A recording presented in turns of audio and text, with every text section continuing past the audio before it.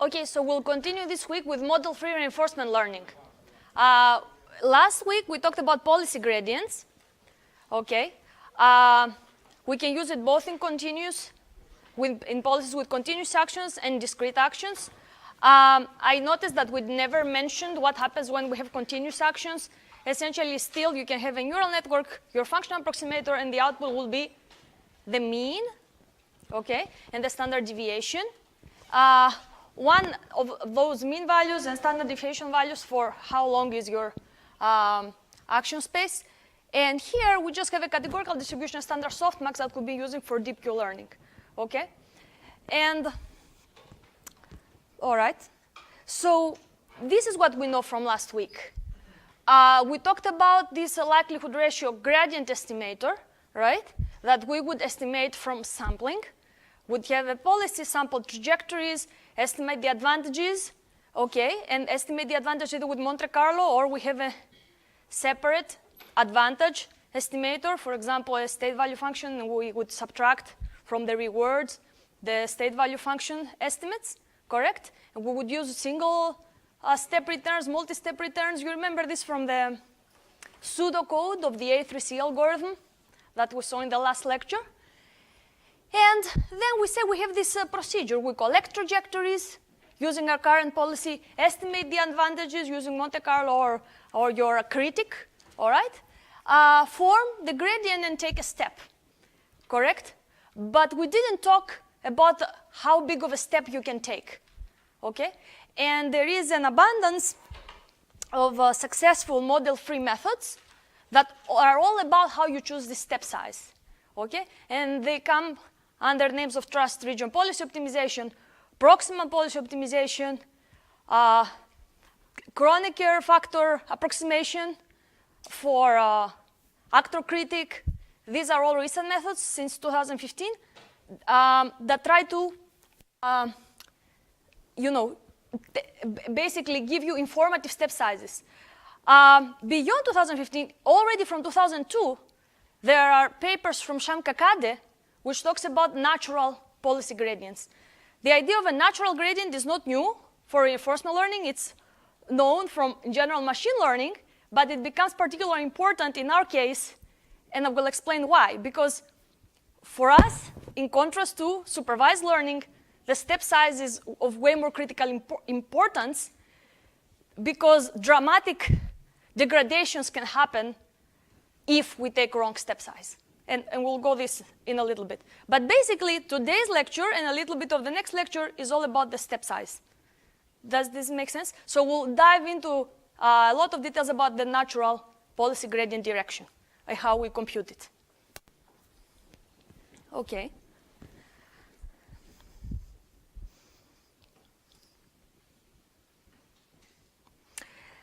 Now, aside of the fact of this practicality, what should be the step size? Another thing we'll think, which is a little bit more, let's say, not as practical, but rather conceptual. The conceptual question would be, we started from an objective, future discounted sum of rewards, okay? And we said that's what we're trying to optimize, that's what we're trying to maximize. And then, you remember we put this gradient of the estimation is the estimation of this log score function multiplied with the returns. And now the question is, now that you have this gradient estimator, what exactly cost function this maximizes? Okay, so this is the gradient estimator. So now you trivially will say, well, this essentially comes from just taking the gradient of this expression. Okay, so why don't I just set this as my objective? Does this make sense, guys? So how would you implement policy gradients in an autodiff library like TensorFlow? You would write down that objective, right, the second one, and just say, okay, gradient descent. Now, and then you need to make sure you put this outer loop, right? Because you remember 1, 2, 3, 4, 5. Collect trajectories, take a small step. You cannot just let this objective, fix the number of trajectories and take gradients of this objective forever, right? Does this make sense? So basically, what is capital N? And the number of trajectories that we collected. Based on these number of trajectories, we estimate some advantages. Okay? Based on these advantages, we estimate that gradient direction, correct? Like this one. Now, it's not just taking a lot of steps, taking a lot of iterations of step 4. Okay, you need to go back and collect new data, etc., etc. Can we write an objective that if we try to maximize that objective, this procedure of 1, 2, 3, 4, 5 will come out? Because if you just write down this, correct?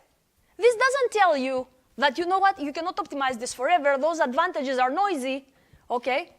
And you're going to end up in something really bad. Does this make sense? So conceptually, this is dissatisfying. The constraint that you cannot optimize this long enough is nowhere on that objective function. And to make this more clear, let's compare with supervised learning. So what comparison will do? Imagine that instead of trying to find our actions, okay, find our policy, using reinforcement learning, just trial and error, imagine that we had asked an expert. And we will have later in the course lectures exactly about imitation learning, how you query an expert to tell you what to do, okay? So imagine we had those ground truth actions. Do I make sense? What would be our objective that we would like to maximize to end up with our policy? What will be? Right, standard maximum likelihood estimation. We will just try to take our training set, all those expert demonstrations, as it's called, these expert trajectories, take the actions from those trajectories, which now I denoted as A tilde because they're ground truth, and we'll try to fit a policy, a parameterized policy, and we would fit those parameters theta so that we maximize the likelihood of those expert actions, right? And that's it. Is this a good objective? Can you optimize this forever? I mean, do you see, I'm trying to show you the RL problem and the fact that we haven't put down an objective, while in the supervised learning case, there is a well-defined objective that you can put down and optimize. Now, my question is, are you satisfied with this supervised learning objective? If I would give you a paired, fully supervised training set of states paired with ground truth actions, and you would like to fit a policy to it using standard supervised learning in this case, you would do something like this, right? Imagine you have discrete actions, then you have a softmax, right? That will put a standard log loss to try to maximize the expert actions. Do you agree with this? Now, because the whole training set does not fit in memory, right? You would do batches and you'll take small steps. But if the full training set would fit in GPU memory, then you would just take, you know, gradients using the full estimate, let's say, okay? And you would just optimize very long. Is this what we usually do?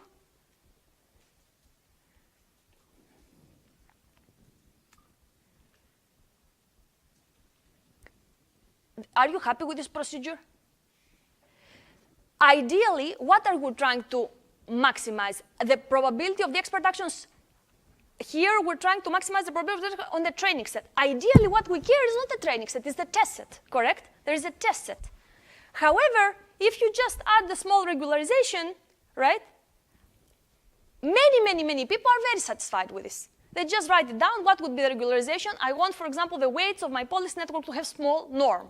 That's the standard one. In fact, it's so standard that most of you may not even know you're using it because it's default in TF, in TensorFlow, right?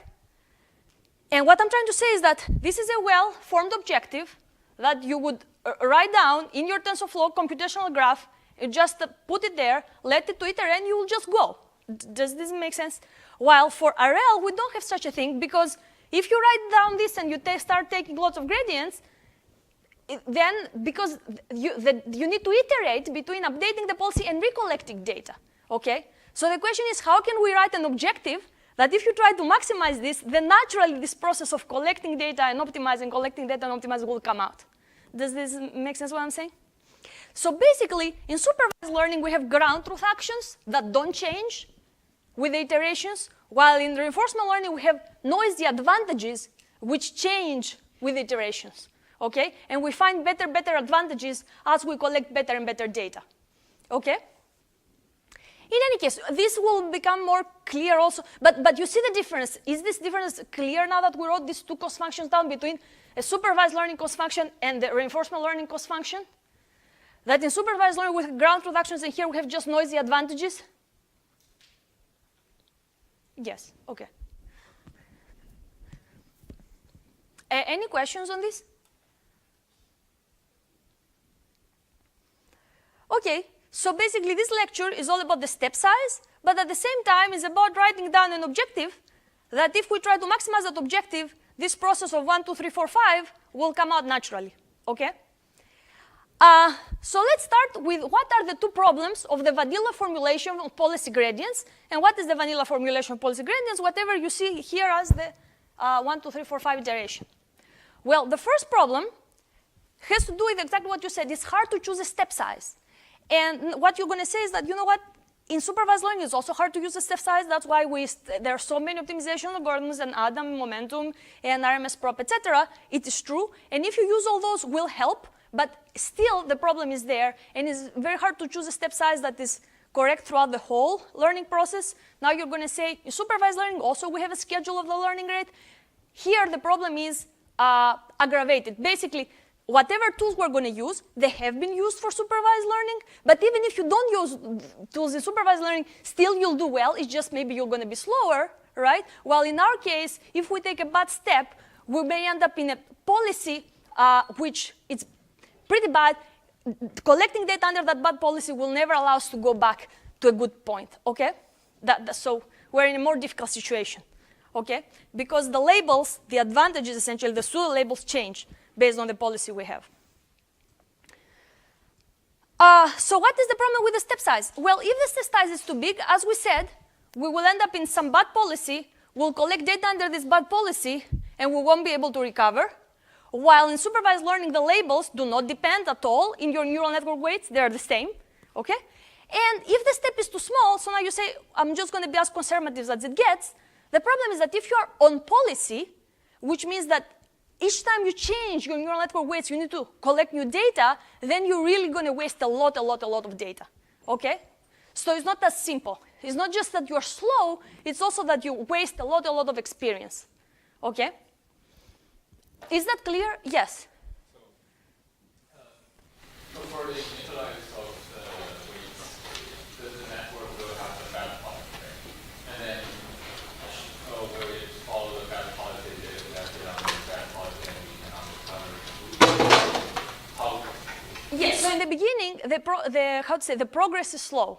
In the beginning, you know, the advantages are all probably you are in a landscape where you don't have any rewards. If you start randomly poking around, you're not going to hit any particular object. At some point, though, you will find something useful, okay? And then your policy is going to start improving. Now, if this puts you back in the bad policy, this may be repeated forever. So again, you are now in the bad regime. Again, you need to spend tons of time till you see the light on the end of a tunnel somewhere. You may try to make progress. You make a bad step. Forget about the light. You need to search about the light for taking forever. Does this make sense? Ideally, when you find the light, you really need to continue following it and trying to improve. Does this make sense? Yes, when you initialize, things are pretty bad. And you will see it in your policies, right? In the beginning, they do crazy things. Yeah, so how are these two bad policies different?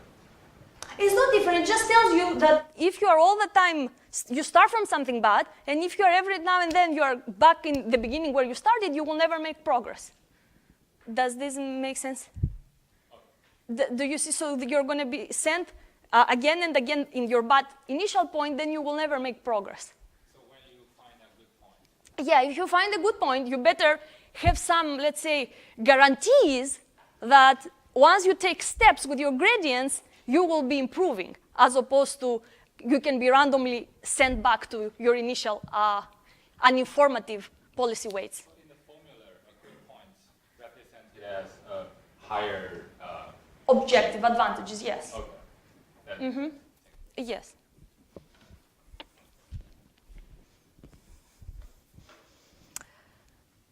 Okay, so the question is, why this is the case? Why choosing a step size is so difficult? You remember what we said in the last lecture. Whatever step you take in your theta, in these neural network weights, it's very hard for you to predict. If I tell you, okay, here are your initial thetas, and here are your final thetas, look, I changed the theta very little. You shouldn't have a big difference on this. Then I'm going to tell you, no, there's no guarantee. A very small, depending, because there is such a complex functional approximation, depending on where you are on that functional approximation, remember the sigmoid? For a big part of that sigmoid curve, there's a saturation point. No matter how change the theta, the result doesn't change at all. But if you are on the part of the sigmoid function that is, let's say, close to vertical, a tiny change on your parameters can completely change the performance. Does this make sense? Completely change the output. Thus, it's very hard for us to predict how changing the weights will impact the policy. And this is where the problem comes from. By taking steps on your parameter space, you have no clue right now in the vanilla version of policy gradients of how your policy is impacted. That's why we cannot say anything about whether we're going to be improving or we're going to be sent to a random point, right? You're going to be climbing, improving the performance, at some point, hop, jump to bad performance again. Does this make sense? As measured by collecting data and evaluating the advantages.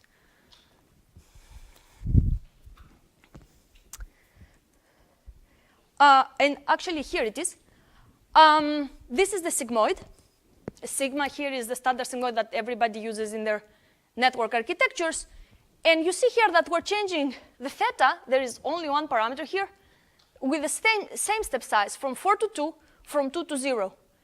Between 4 and 2, the probabilities, the policies have not changed. Still, action 1 is much more probable than action 2. But once the theta becomes from 2 to 0, then the policy has changed dramatically. Because, and the way to understand this is that depending on where you are on the sigmoid, things may change very slowly. That's why they call it the saturating part. Nothing is, you change the input, nothing is coming out of the sigmoid. Or they change dramatically, like in the linear part of that sigmoid function. Does this make sense? So now we know what the problem is, that we don't know how to relate step in the parameter space with steps in the policy space, okay? In the space of policies, different policy functions, okay? Great.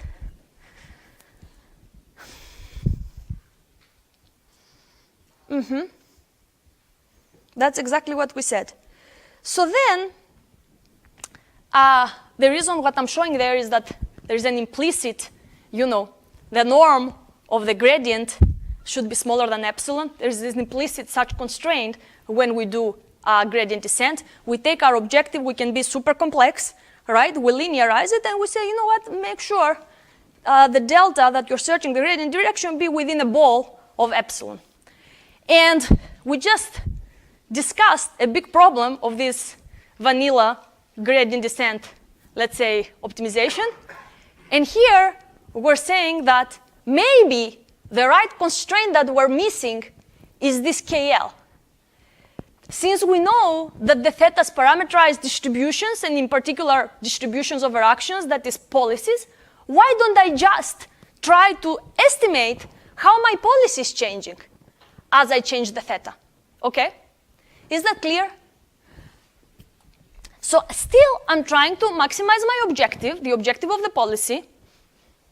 Okay, that's like, if you remember the grad, this likelihood ratio estimator are still trying to push the probability of the trajectories that had high advantages and, make improbable trajectories with low advantages, right? That's the interpretation of the likelihood ratio gradient estimator. But at the same time, I don't want to change my policy too much. Isn't this great? It may be as simple as that. And so do you agree that this is great? Great. Now the next thing to think is don't get stressed about how to optimize this. Why? Because I'll show you how state-of-the-art methods, they don't do fancy math. The only thing they do is they say, okay, let me take a few steps. Let me check my constraint. How do I check the constraint? I take trajectories, samples. I compute the KL divergence using samples, and if the KL has changed a lot, then I say, oh, let me increase the penalty of the KL, and let's compute now the gradient step with higher KL. It's essentially very, very, we can say hacky, but at least now we have this good constraint that we take into account instead of just the log probability of actions multiplied with advantages. Does this make sense? So what we need to be very happy about is that we have a beautiful constraint. How you are going to optimize it, I'm going to show you a lot of different ways. One way is, okay, let's put now the constraint as a soft penalty. Let's form a Taylor expansion of this, try to take the gradient step, estimate the step size, do a line search to find the right step size. The other will say, you know what, forget about it. Let's not put any second order information. I'm just going to take gradient descent. Okay, and measure, make sure I never violate that constraint. Sample, basically. That's how we estimate things. We just sample, estimate the KL. Once we see that things are not changing too much, I continue. If I see that my probability of actions for the same state change a lot, then I stop. Okay? And I'm going to show you a clipped objective that tries to do this implicitly, because we can, at the very end. So basically, now we are happy because we have a constraint that tells us how much step size to take. How we're going to optimize it, don't worry about it. I'll show you. And the very last part of the course, we're going to show how to, yes, in any case, we'll show exactly what is the right way to do to optimize this. We'll show why this is expensive, okay, because there is some matrix inversion, this Fisher matrix inversion. And then we'll show what people do to approximate, essentially, this part, okay?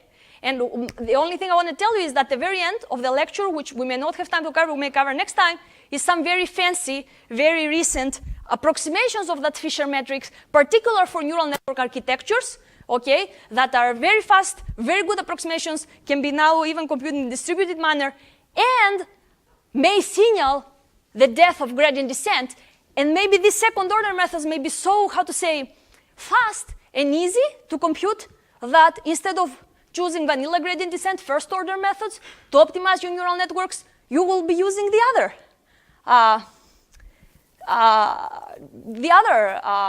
method that takes into account the curvature, essentially that Fisher matrix that we described. And what is going to be your gain? Your gain is going to be that you're going to need much fewer updates than if you just use gradient descent with momentum, all right? Because each of your updates will be way more informative, all right? And that's it. But basically, the important point is here, is this KL constraint. Great. So for those that would like to remember, this is the KL divergence between two distributions, P and Q. This is discrete distributions. These are continuous distributions. The KL is always positive or equal to 0. However, it's not symmetric, so it's not a distance metric. However, when P and Q are very close, we say it's okay, it's almost symmetric, it's a distance metric, it's okay. We're going to use that as a distance metric between policies anyhow.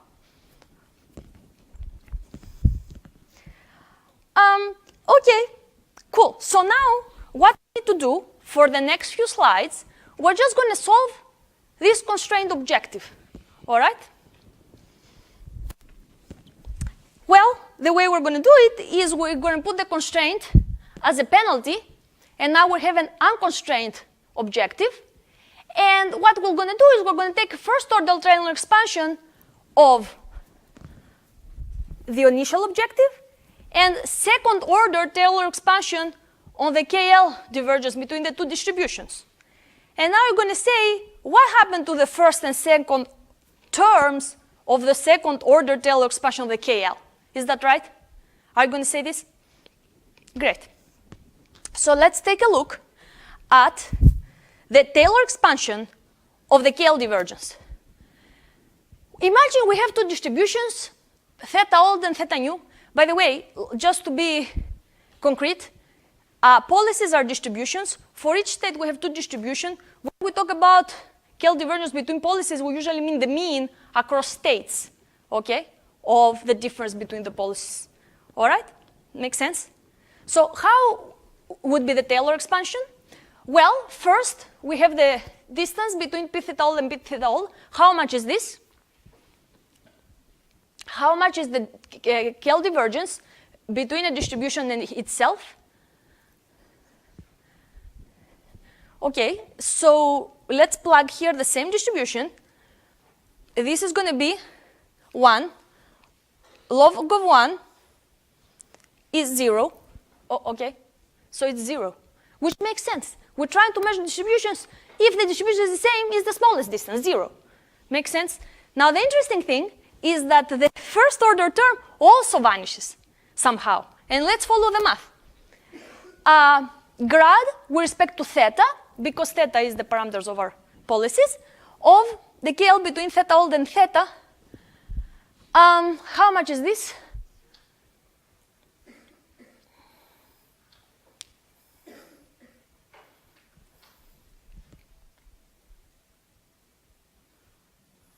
Oh, yes. So, all right. So what we need to do here, do you see how this, yes? Can we just say that like the KL divergence minimum is 0 and it's continuous, therefore the derivative is also 0 at the minimum point is 0? Say it one more time. Like when theta equals theta old, KL divergence is at a minimum and it's also 0. Right. Shouldn't its derivative also be 0? So why? Because you know that it is Yeah, it's a continuous function, isn't it? so all continuous functions has first order derivative is 0? Minimum gradient. The gradient. Oh, for the minimum point. I see, because you're saying for theta old in any case will be 0, because I know that the minimum of KL will be at theta old and there's no other minimum, right? Yeah, it is also 0, yeah.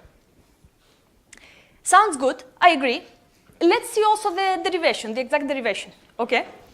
So we take the gradient of the theta, so if you take log of the term in the numerator minus the log of the denominator, expectation of x under p theta old, log p theta old, does not depend on theta.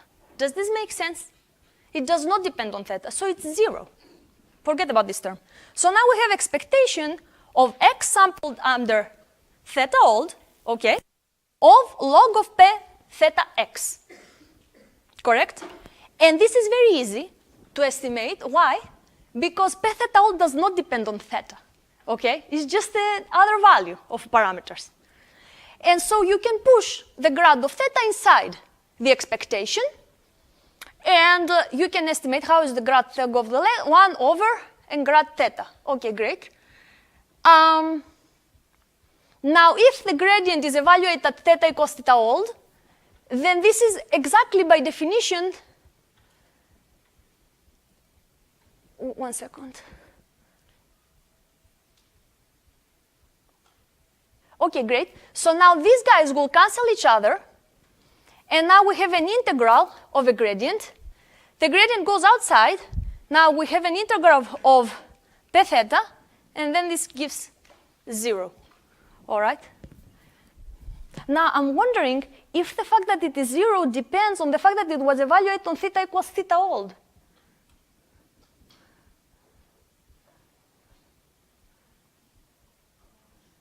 Does this make sense what I'm asking? Because, okay, this goes away. Then we have, that's fine. Then, well, yeah, okay, great. So we used it here. 1 over p theta old. If we hadn't used that, I'm not sure things would go through. Yeah, okay, so that's correct. So it might be your interpretation as well, okay? So it's the gradient, the first order term evaluated at theta is what's theta old, exactly where we're taking the Taylor expansion at, okay? But do you see, this is clear that it is 0 now, the first term? So the only thing we have is the Hessian of the KL divergence. That's the only thing we need to worry about. But we can repeat this. What is not clear here? Yes? Can you repeat what you said about why the first expectation is 0? The first expectation, sure.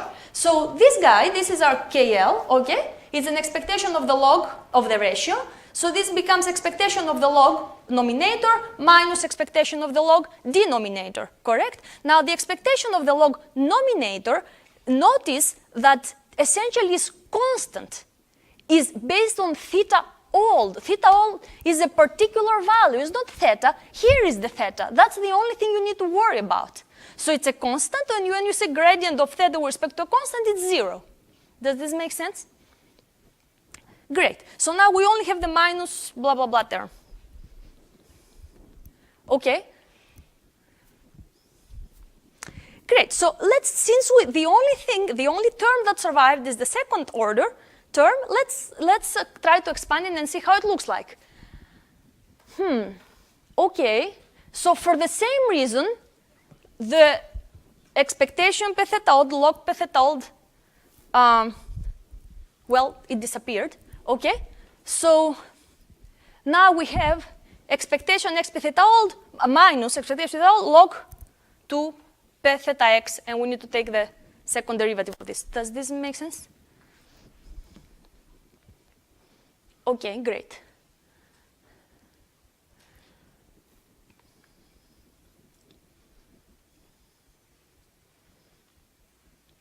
So we take the first derivative of that log p theta x, and this is what we get, 1 over p theta x grad p theta x evaluate at theta old. And then we take again the derivative, and this is just from, the rules of computing derivatives, is gradient of the numerator multiplied with the denominator minus numerator multiplied with the gradient of the denominator divided by twice the denominator. The denominator square. Does this make sense? Most of people don't include those. To me, it doesn't look like straightforward how these came out. So here they are in the slides so that we don't have a lot of mysteries. Okay? Okay, so now what happens? Well, let's see what happens. Now, this divided by this minus this divided by this. Now, this divided by this, interestingly, we have this grad theta log px, grad theta log px. Do you see? Because the p theta x comes in the denominator. Cool, right? This is pretty cool. Now, let's hit here. Okay, great. So this canceled with this, and now we have this guy here.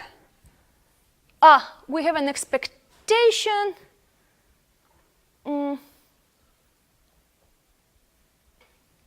I forgot the equal sign here, guys. Sorry, there is a series of equals. Does this make sense? So this will be updated before we upload. But basically, why this term is 0? Why this term is 0?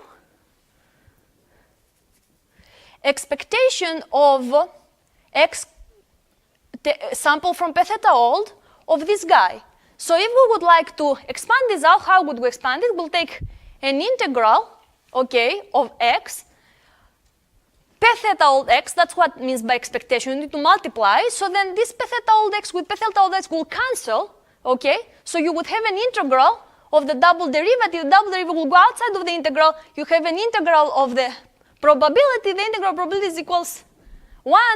The double derivative of 1 of a constant is 0. Exactly what happened, that's why I didn't write down, is exactly what happened in the previous slide, right? With this other term. Cool. So now we have only this term. Look how beautiful is this term. And also this grad log p theta has nothing to do with this theta equals theta. Like this is always true. Does this make sense? This doesn't have to do with where we evaluate it. Okay.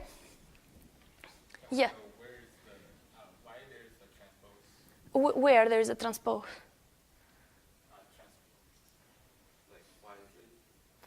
The T. Yes, so there is a transpose already from there, guys, and this, so as long as you try to expand this guy out, because these guys are vectors, there is this, you need to, I forgot to put the transpose there, okay? There's already the transpose up there. All right? So the transpose is from the second and third line. From this line. Third, fourth. You'll take multiplication. So if these are scalars, you don't need transpose, just scalars. But if you have vectors, you need to take every derivative of this guy with every derivative of that other guy. This is just rules of differentiation, okay? So, but this is a good point. This is forgotten there. I apologize. It didn't magically come out here. Absolutely, okay?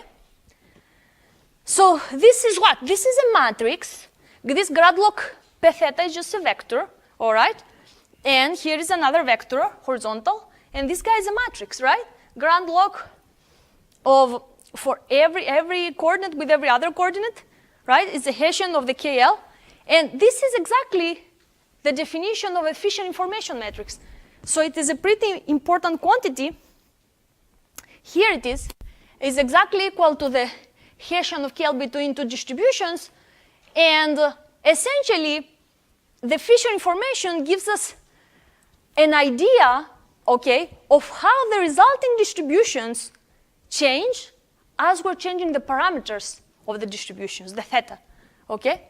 Right? It relates the probability of the parameterized theta x with changing of the theta parameters.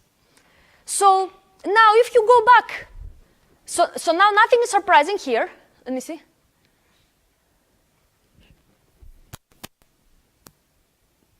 Well, yes. So now these two terms are have cancelled, and only the second order term survived. Here is the approximation of the KL, and here's what it is. So we go back to substitute this approximation to our original unconstrained objective. Okay, so now there is no surprise that we have this term. And how we're going to solve it? Well, we need to solve for D. Okay, it seems this is a quadratic. Here, we change the signs. So what are we going to do? We're going to set this gradient with respect to D to 0, right? This is how we're going to minimize it. Down there is the minimum, correct? So let's do that. Okay, does this make sense, guys? This is the first order Taylor expansion of the objective. This, of course, is a constant, so it doesn't depend on D, or it doesn't depend on anything. So here we go. We take the derivative with respect to D, and that's the resulting gradient direction. Okay? So you see that if we don't have the KL constraint, we get essentially this gradient direction. Now that we take into account the KL constraint, this gradient direction has been pre-multiplied with the inverse of the Fisher information matrix, okay? And this is the definition of the natural gradient. And this was not invented in reinforcement learning. It's known in a standard machine learning. And we use it here to essentially give us more informed gradient directions for in our policy gradient optimization, right? In our policy optimization. So this is the direction, okay? This is the direction. Now, we didn't discuss about the step size. Well, the step size is essentially found by looking at this KL. So we have a linear term, and we say, okay, the KL can only be up to epsilon. Let's say, if you remember the constraint, we had epsilon, so we say, okay, let's try to see if we just go as far as possible from the current policy, and the KL is exactly epsilon. What should be the step size? Well, it's going to be like that, okay? That's just a scalar number, by the way, right? This is a scalar. So now you know exactly what should be the step size. Now, in practice, people don't use the step size. They throw it away. They do use the direction, though, right? They do use the direction. To find the exact step size, you will see what we're going to do. We're going to do a lot of things. Is that clear, though? That is not that difficult to add this KL constraint. And here is a nice algorithm, right, in pseudocode. Natural policy gradient, essentially policy gradients while taking into account this KL constraint. We'll collect a set of trajectories by the current policy.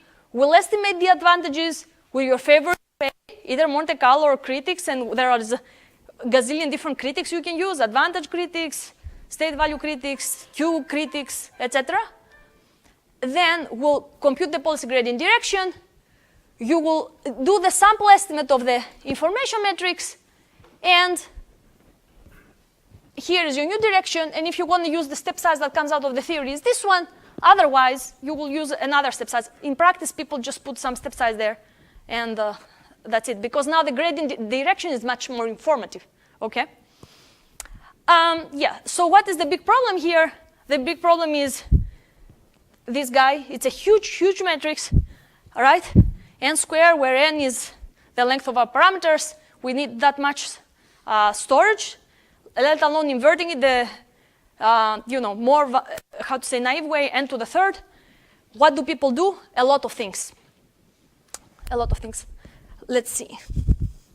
Actually, but are we kind of okay with this? So this actually is used in practice. I'm going to show you, in fact, in the next lecture where we're going to have presented all the model-free methods, we're going to start comparing them with respect to each other on standard benchmarks.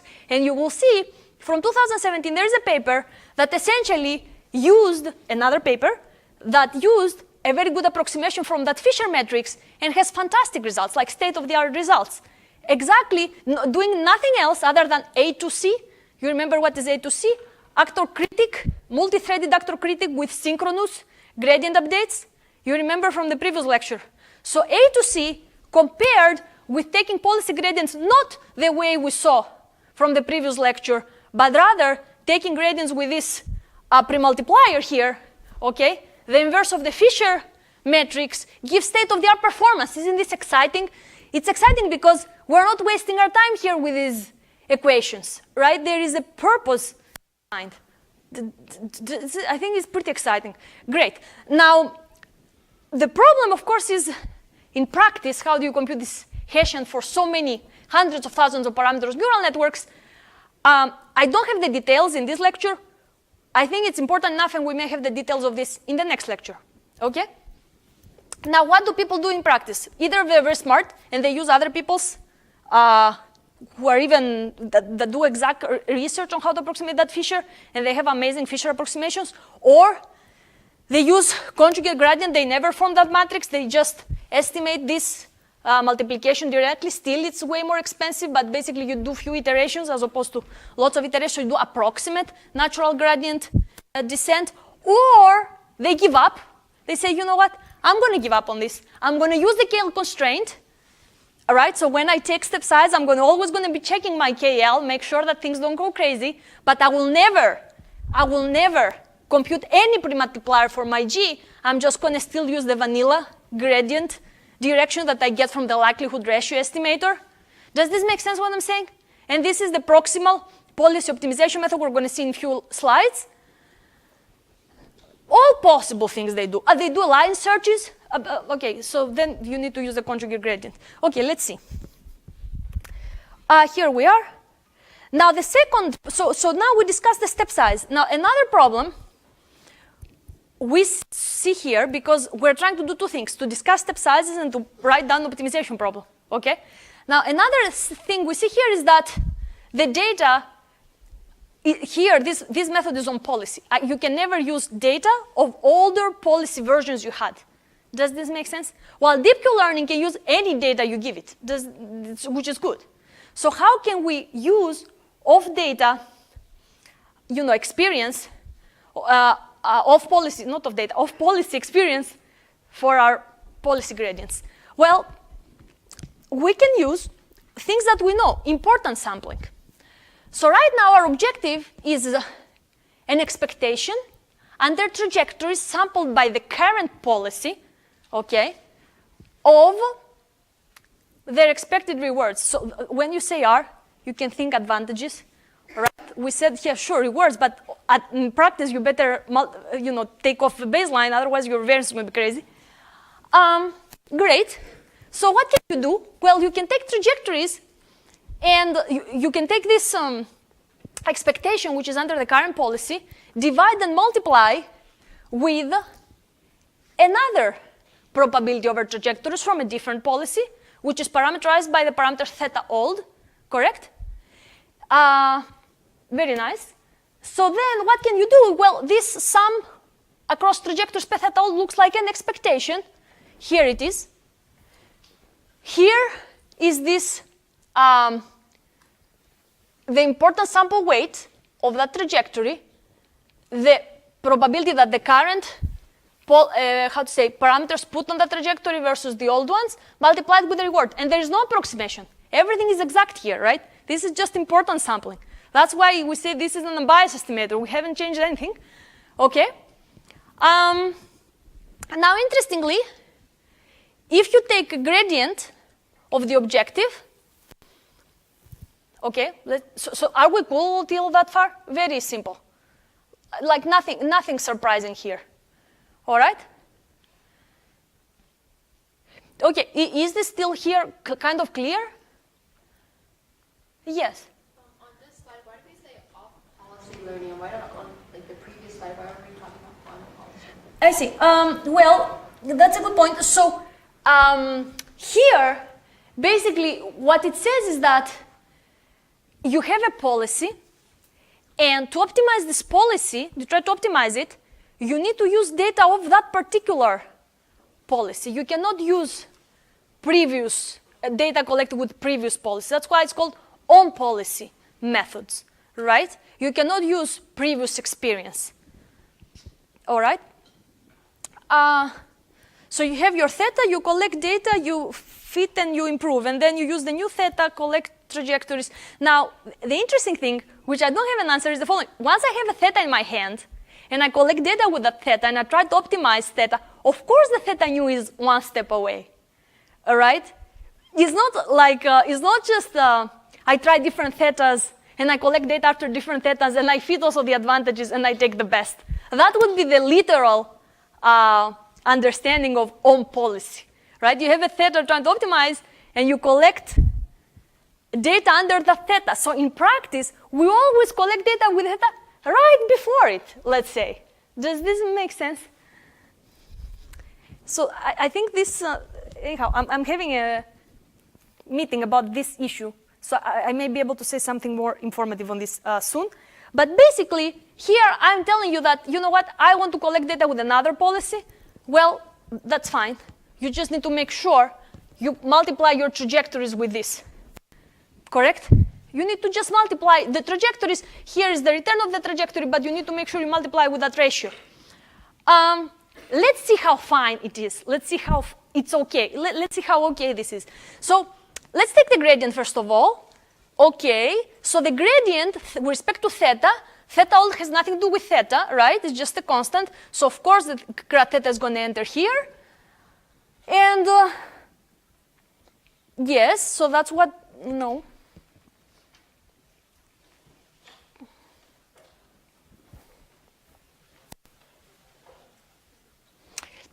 Yes, so this ends here, okay?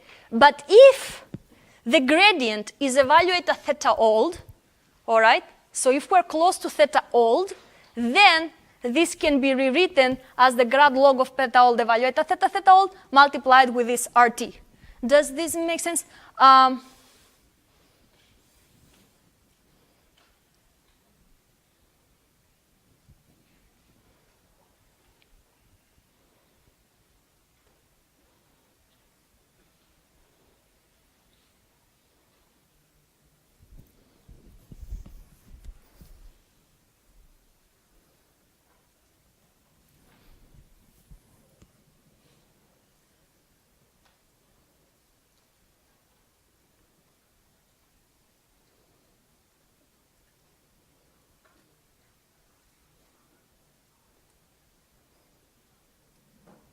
So basically, when we're close to theta old, the gradients that this objective gives versus the previous one are very close, very similar, okay?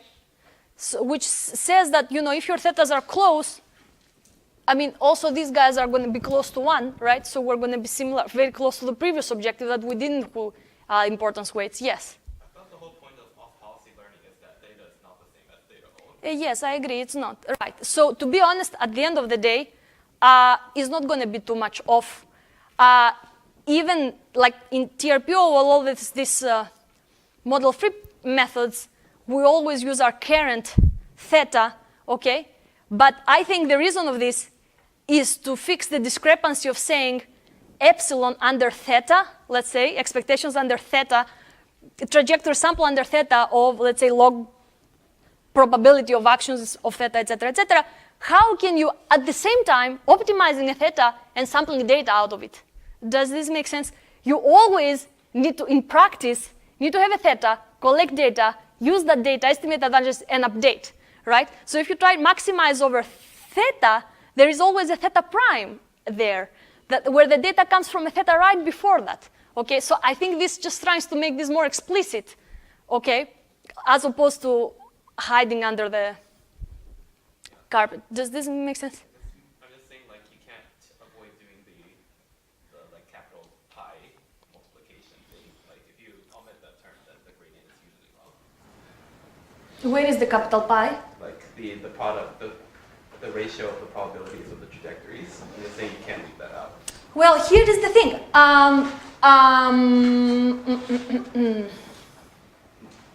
So like, I'm not sure why it's important that if theta equals theta old, you can take that out. Because theta is never equal to old.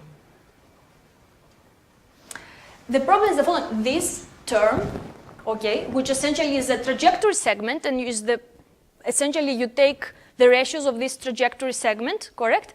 This can explode or vanish even with very slight difference between the two policies, okay? So what happens is the following. We don't actually use this.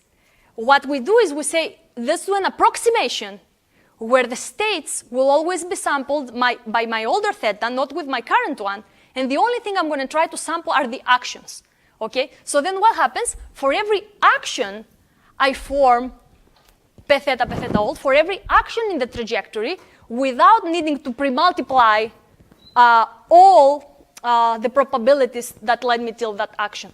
Actually, I have exactly that point in 2-3 slides from now. So basically, here, with this important sampling, we can use all data, but essentially we have this term which essentially increases the variance like crazy, okay? Because there is sequential multiplications of probabilities of actions, okay? Does this make sense? So let's see. So this is no use, basically, because of this huge variance. So here is the trans-region policy optimization objective, which has the KL constraint that we just saw earlier, correct? You remember? We just saw it earlier. And it has this probability of actions, right, ratio, and there's no product, okay? No product. So the problem is the sequential products, which essentially explode or vanish. So this seems that how did this guy manage to get rid of those products? And let's see where this approximation comes from.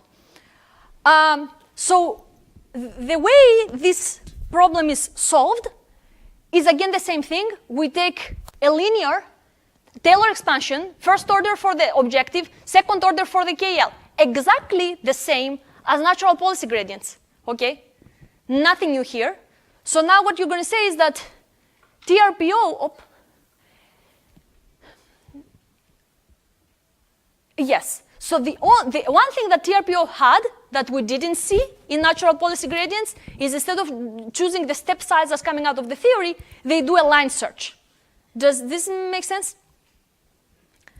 So this is what came out of the theory, and they use it, but basically they say, if my objective is improving, this is my objective, and my constraint is below delta, and this delta is the KL distance, and it's a hyperparameter of the algorithm, then accept the update. Then, you know, you are safe to step. Does this make sense? So basically, we have a small optimization over the step size. Other than that, there is nothing more. It's exactly natural policy gradients. Well, there is one little thing.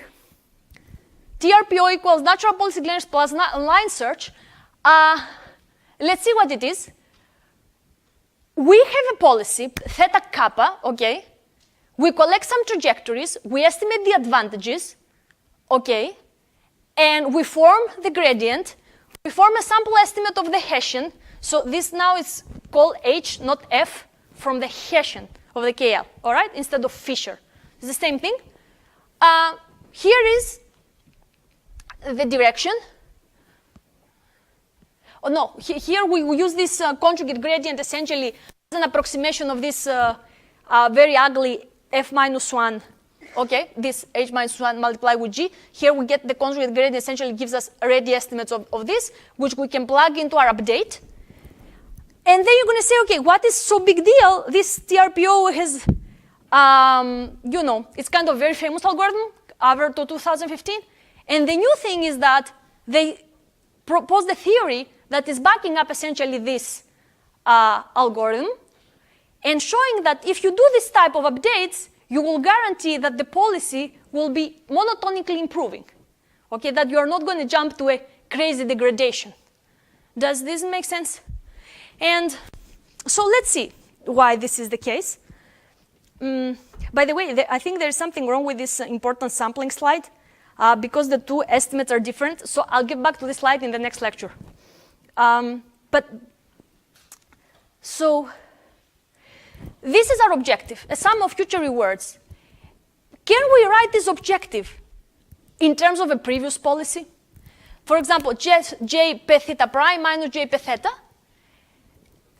This is essentially the sum, the expectation of the advantages, okay?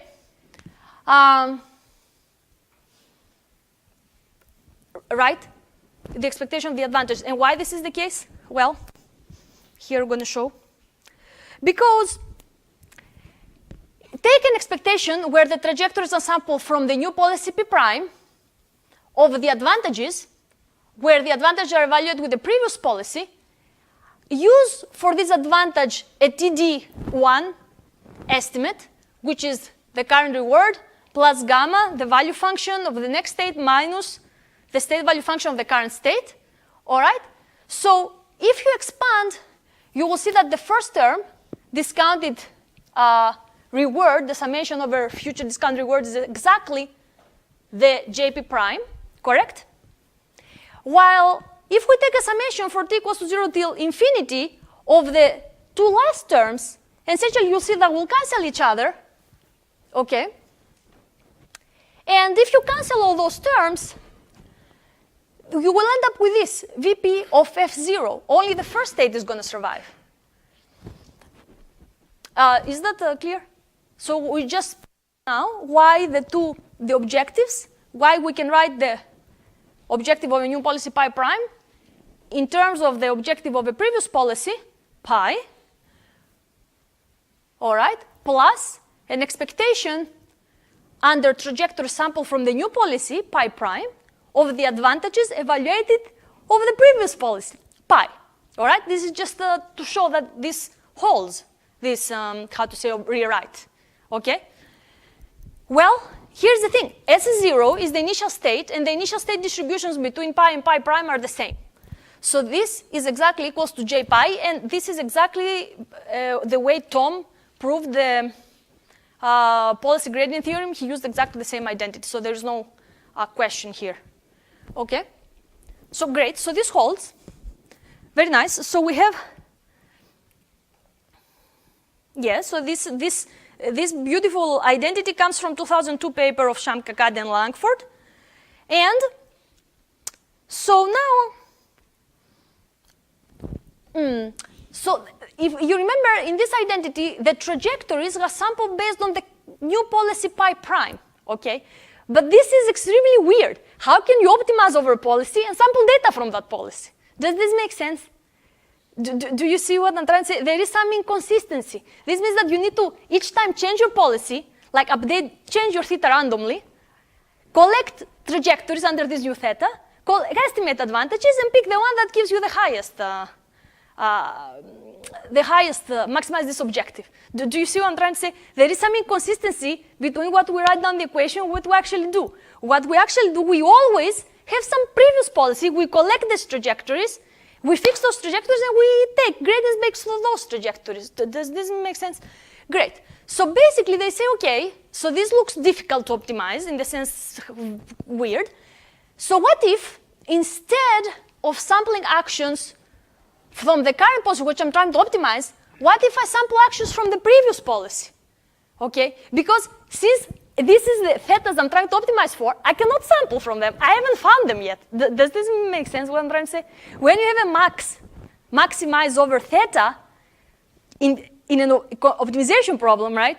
This theta is to be searched for. You cannot sample from it. You still sample from the previous one. Do you see what I'm trying to say? Great. Okay, so very nice. So there we said, yes. What is the d pi? Yes, so d pi, this is a good point, is 0. Is the same. This is a mistake. I'll fix it.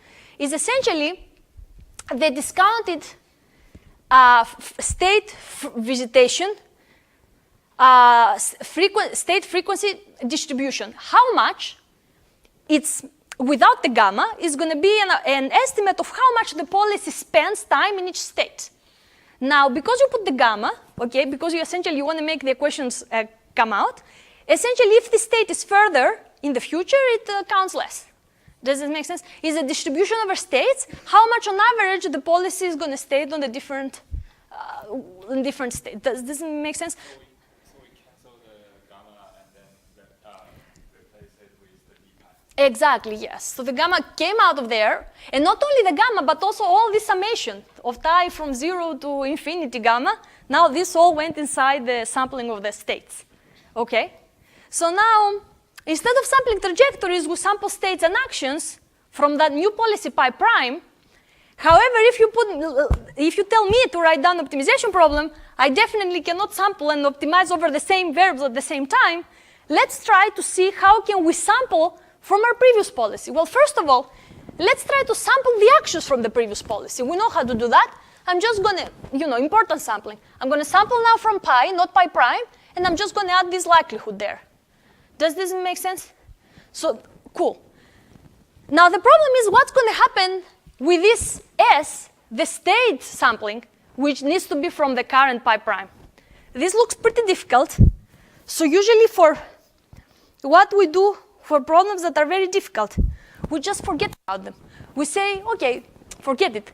Let me just sample from pi and see what's going to happen. Do you see what I mean? And I change nothing. And I say, I'm just going to approximate. There's no way I can maximize over pi prime and sample states from pi prime. I definitely need to sample from some previous pi to maximize over pi prime, correct? Makes sense? So I want to sample also, that's why we have this approximation symbol, from this.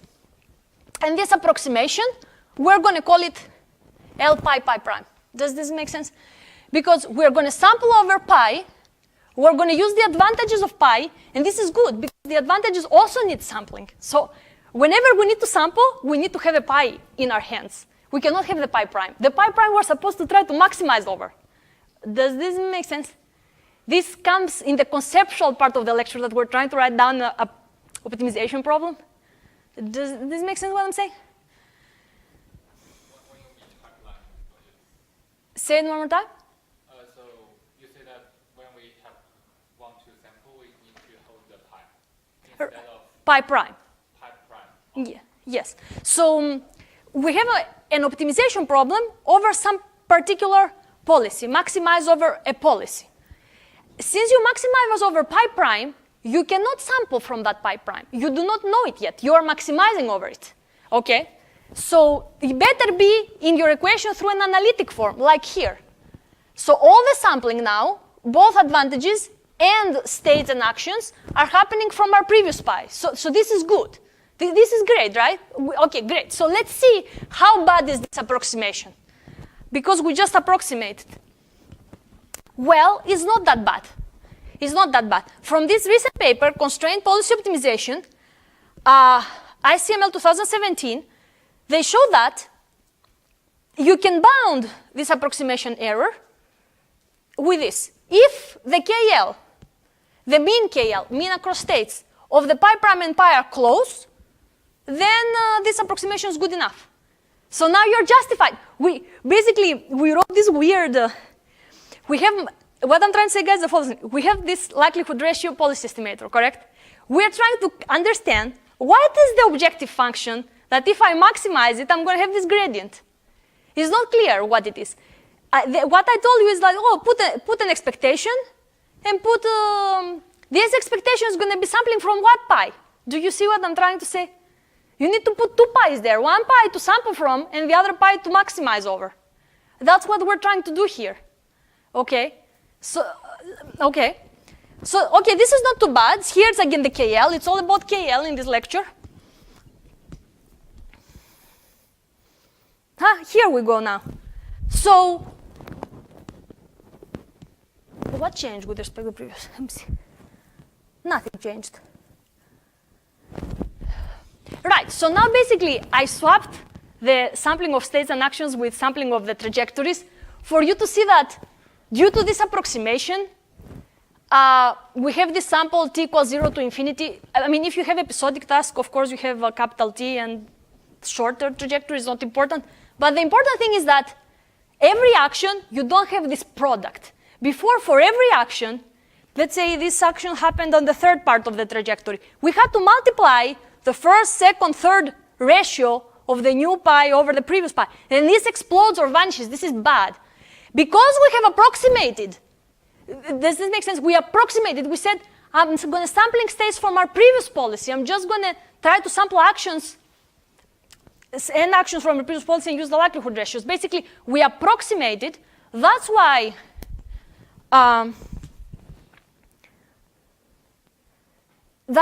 this product went away. This guy. Does this make sense? This should be infinity. So we don't have these exploding terms anymore in this likelihood ratio because we approximated. We say we will keep the states sampled from the previous policy. That's okay. So what is the gradient of this new thing? Well, the gradient of this new thing right there is exactly the same as what we had, right? This is the new thing. The gradient with respect to theta, it's only this that matters because this is theta k and this is theta k, correct? That's what it is, the gradient. Now, if this gradient is evaluated at theta k, then you get this guy, which is what we had. Does this make sense? Yes. You said that the product went up, but we're still multiplying.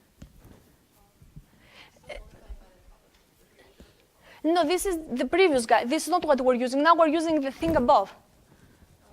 Okay? So we say that we escaped this now. We escaped because we said, so what I'm trying to say is the following.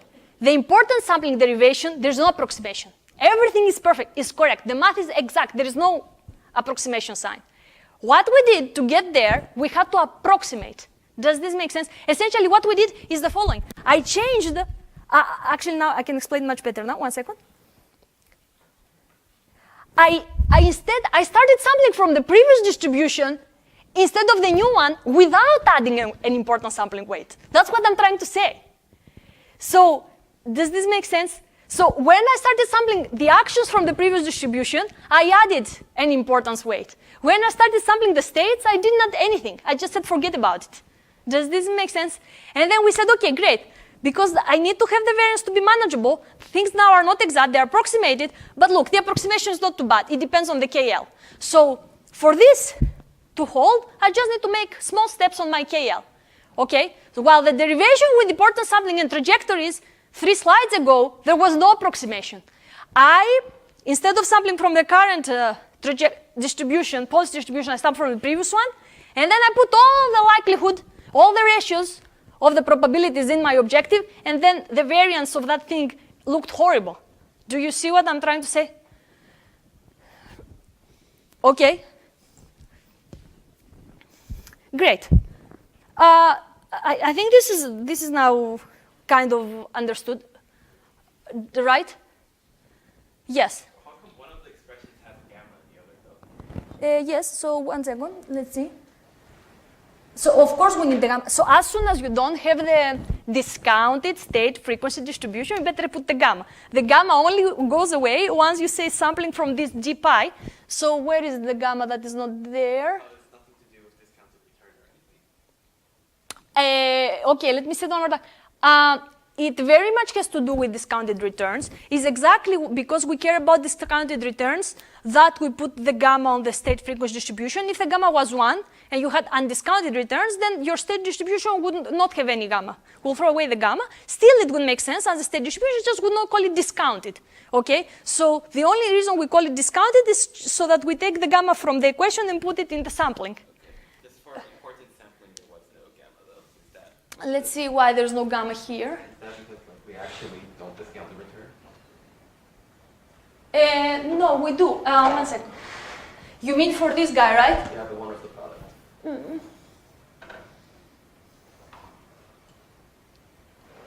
And I'm pretty sure there should be a gamma.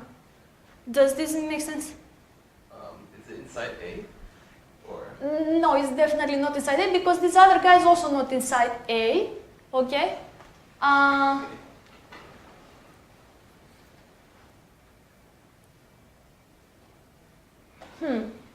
Let me check. I would say there should be a gamma there. Does this make sense? Okay, so does this make sense? Important sampling is exact but high variance. Here, we decided to start something from the previous distribution without adding the important sample weight we should have. So now our variance is manageable, but we have an approximation. But there is this paper that showed the approximation is good approximation, especially if the two thetas are nearby, okay? And where we ended up again? In the same place. We ended up in the same place. No, almost there. So here it is. Here is the bound. And then the objective of the new policy minus the objective of the previous one is bigger or equal of this minus this. And now basically if you maximize the right-hand side, you maximize also the left-hand side, right? Do you agree? So basically, if I maximize the right-hand side, I maximize the left. What does it mean maximize the left-hand side? I'm trying to make my current policy I'm trying to make the objective of my policy minus the objective of the previous policy larger, okay? Now the question is,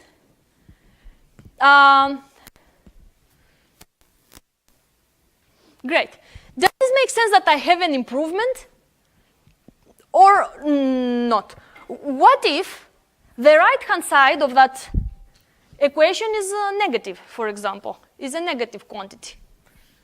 Okay, it's just always negative. Then this means that the j pi prime doesn't necessarily is better than j pi, right? The only thing we see here is that maximizing the right-hand side, we maximize the left-hand side, but there is no monotonic improvement guaranteed here. To have guaranteed monotonic improvement, meaning that the j pi prime is higher than j pi, okay, the right-hand side better be equal or 0, right? Positive or equals to 0. Cool. Well, it is the case because here is the pk plus 1, okay, the result of that if you run the maximization problem. If pk is a feasible point, then the objective at pk is equal to 0. Why? Because the KL divergence between pi k and pi k equals 0, and because the expected advantages of a policy sample over states and action sample from the same policy equals 0. Thus, this should be bigger or equal to 0, and this means that this guy should be bigger or equal of the j of the previous kappa. So now we have this monotonic improvement, let's say, okay? So this is a big deal. However, from the practical point of view, we instead of putting this, instead of maximizing this minus this, we put the constraint, it's easier, and here is again the same algorithm. Okay, so it's all about objective maximized over under the KL constraint. All right. Now, two things we've done so far. One, we put the KL constraint, and second, we solved this discrepancy that we had before. Okay, that I said, oh, we have this likelihood. 116. So that we were taking expectation under the policy that we're trying at the same time to maximize it. And this just doesn't make any sense. When you sample from the previous policy, right? That's what we end up doing. Okay. Now here is what people have done. Now this paper came after TRPO, TRPO trust region policy optimization. Why trust region?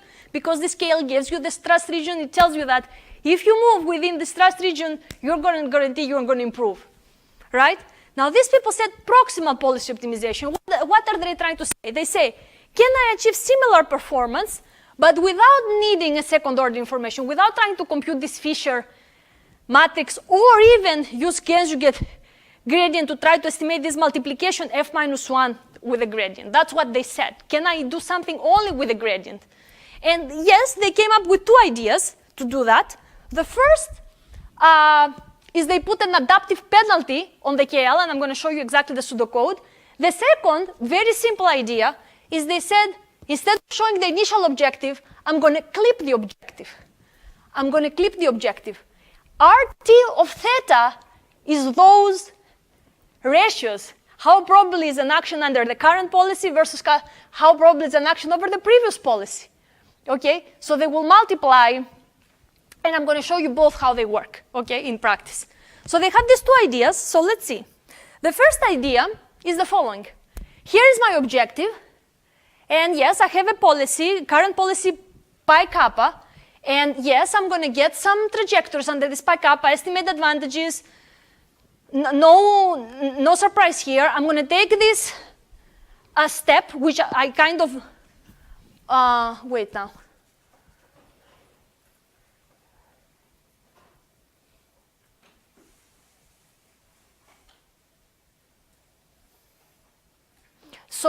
So I'm going to just take the vanilla G, the vanilla gradient descent, without taking the KL into account.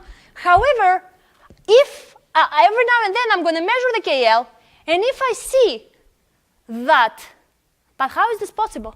To estimate this KL without taking the Fisher information?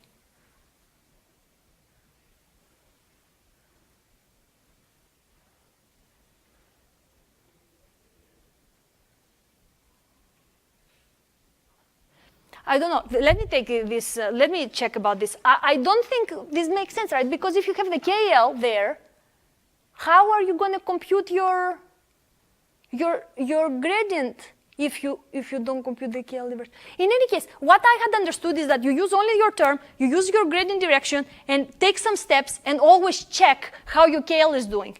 If your KL is trying to violate, then you stop. And there, does this make sense? If you don't, then you continue keeping step size. So let me check on this next time. In practice, what came out of this paper is this clipped objective, and this is what was used. So let's try to understand it. It's extremely simple. It works as good as TRPO. It's much simpler to implement. Let's see why. Same objective, nothing special. Now, remember that AT is the advantage, okay, that I get for this particular action. Now, the advantage can be positive or it can be negative, correct? Now, imagine at 1 is where I start. The R, which is the ratio of the probabilities of the actions between the current theta and the previous theta, starts from 1, correct? And now I'm starting to move my theta so that this ratio goes away from 1. Now, if alpha is positive, I am motivated to increase, okay, to increase that R, right? Because then the multiplication of R with alpha is something more positive, so I just want to go and drive this like crazy, right? So what does this mean? If a particular action gives me positive advantage, I want to maximize the probability of that action, right? And as I maximize the probability of that action, this means that the denominator increases, the denominator is fixed, comes from the previous policy, so then this is going to eventually blow up, correct? However, the clipped objective tells you that, well, you can only go up to 1 plus epsilon because in any case, no matter how good of alpha you're going to get, I'm always going to take the minimum between the clipping over the RT between plus epsilon and minus epsilon, right? So no matter what you're going to get here, this minimum is going to ignore it. Do you see what I mean?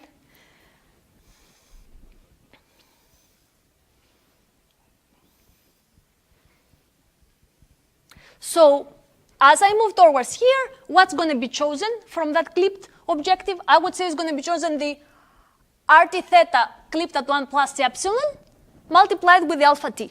And then things are going to flatten. Okay, so then you're not motivated to change anymore your probability of action because it's not going to get you any reward and it's going to worsen your KL. Does this make sense? Does this make sense, guys? Now, if the advantage, you find an action where the advantage is negative, what do you want to do? You want to make that action as improbable as possible. As you're trying to make this action as improbable as possible, the ratio goes down, right? You're trying to drive the ratio down because the denominator is the same. However, it doesn't allow you because it tells you, even if you give me something very small, 1 second. I'm going to use the clipped objective.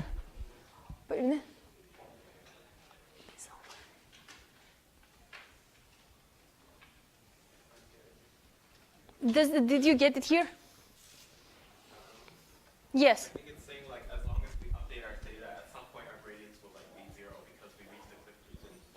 Exactly. All right. And then I cannot, yes, I'm not allowed to, I cannot allow, so let me show you also another picture to see how it looks. So basically, no matter how you're changing, the clipped objective, this red, is going to make your reward not look promising once you move far away from your current theta. So it tells you not to move further from where you are. Does this make sense? Very simple, this clipped objective. So next time, we're going to see, so I think we kind of understood a lot of things. Next time, we'll try to review what we saw.